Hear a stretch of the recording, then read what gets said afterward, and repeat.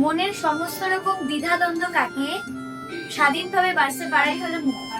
মুক্তি মানে আপনি যে জর্জরিত রোগে ভুগছেন, মরে গিয়েও মুক্তি পাওয়া যায়। মুক্তি হলো এমন একটি জিনিস যেটি সব লোক সব মানুষ চায় সবসময়।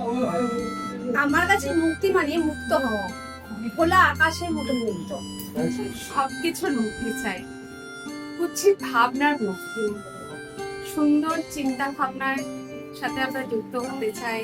মুক্তি মানে আলো, মায়ের কাছে দুষ্টুমি করে বোকা না খাওয়া।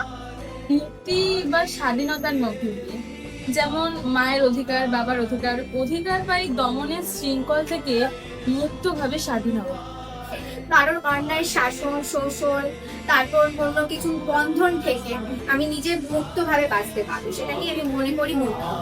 আমার মনে হয় মুক্তি মানে স্বাধীন হওয়া। আমার কাছে মুক্তি হওয়া মানে স্বাধীন হওয়া।